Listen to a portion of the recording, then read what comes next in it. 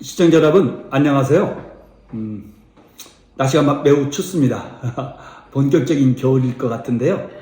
새해가 시작되면서 많은 분들이 꿈과 계획을 세웠을 것 같아요. 그 꿈이 이루어지는 복된 한 해가 됐으면 좋겠다는 바람을 가져봅니다.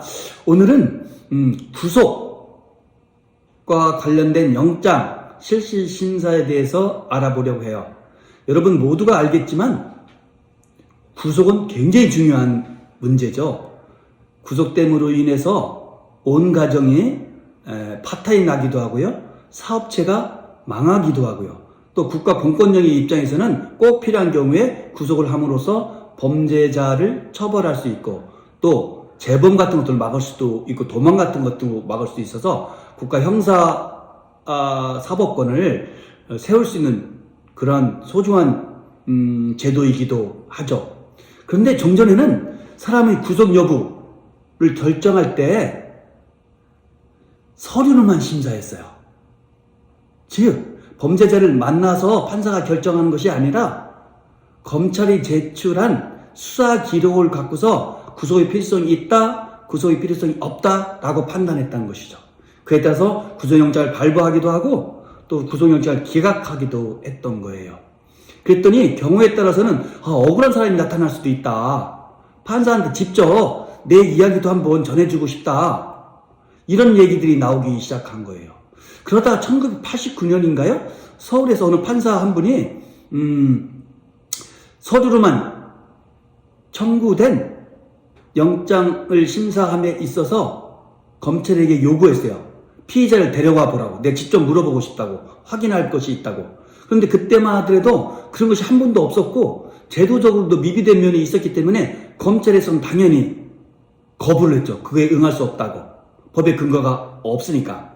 그러자 이 판사가 해당 사건에서 영장을 기각했어요. 구속의 필요성이 소명되지 않았다는 이유로. 그래서 한번 난리가 난 적이 있었죠. 그 이후로 우리 사회에서는 특히 법조계에서는 인신구속, 사람을 구속할 때에는 실은 서류로만 심사하지 말고 직접 당사자를 만나서 물어보기도 하고 확인하는 것이 인신구속의 적절성 그리고 인권보장에 필요한 거 아니냐 그리고 오판율도 줄어들 거 아니냐 이런 의견들이 개진되기 시작했죠. 그리고 무엇보다도 판사에게 직접 얼굴을 보고서 재판받고 싶다 하는 재판 청구권을 우리가 보호를 해줘야 될 것이 아니겠느냐 하는 주장들이 제기되기 시작됐던 것이죠. 그래서 국회에서 오랜 시간 동안의 논의 끝에 드디어 1997년부터 영장실질심사 제도라는 것이 운영되기 시작했습니다. 즉 형사소송법을 개정해서 형사소송법 제201조에 1을 추가하면서 어떻게 하냐면요. 판사는 구속영장을 판단함에 있어서 기본적으로 피의자를 만나서 피의자에게 확인하고 물어보고 또 참고인 같은 것이 있으면 참고인의 의견도 들어보고서 실질적으로 서류만 형식적으로 판단하지 않고 실질적으로 심사해서 구속영장의 발부 여부를 결정할 수 있도록 하게 된 거예요. 이에 따라서 실은 종전에는 구속영장 발부율이 90% 정도 되고 막 그랬어요. 넘어가고. 그러다 이것이 좀 내려가서 70%, 80%, 지금 이제 거의 80% 정도 된 것 같은데 상당히 낮았죠. 그러면서 실은 인신구속에 있어서의 인간의 자유가 좀 더 보장된 거 아니냐 하고 긍정적으로 평가하는 반면에 또 실은 진짜로 범죄자가 풀려나는 잘못된 면도 있을 수 있다. 부작용도 있다. 이렇게 해서 지금까지도 여전히 찬반양론이 있지만 그래도 대세는 실질심사가 확립이 됐죠. 그리고 많은 경우에 장점이 더 많다. 이렇게 보고 있기도 하는 거예요. 그런데 문제는 영장실질심사는 지방법원 판사가 하도록 되어 있는데요. 1인의 판사가 지금 하고 있어요.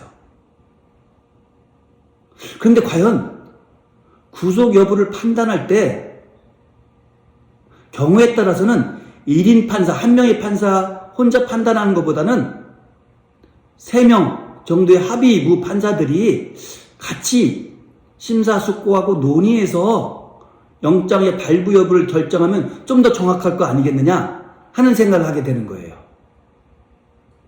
우리가 형사사건에서는 그게 단독사건과 합의부 사건이 있죠. 그래서 살인이라든가 강도라든가 강간같이 중대한 범죄를 저질렀을 때는 신중하게 유무죄를 판단하고 양형도 신중하게 정하기 위해서 사면의 판사로 구성된 합의부에서 재판하도록 되어 있어요.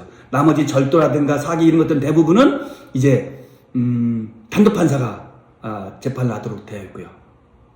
이것이 본안 사건인 유무죄를 다투는 경우, 양형을 정하는 경우뿐만 아니라 구속영장을 발부하는 단계에서도 그럴 필요가 있지 않겠냐 하는 것입니다. 왜냐하면 본재판에서 양형을 정하고 유무죄를 정하는 것도 너무너무 중요하고 어려운 일이지만 구속 여부도 그에 못지 않다는 것이죠. 오히려 구속영장이 오히려 나중에 본심에서 유무죄보다 또 양형보다 더 중요할 때도 많다는 거예요. 왜? 아까도 말씀드렸듯이 구속되고 안 되느냐에 따라서 너무나 현격한 차이가 생기거든요.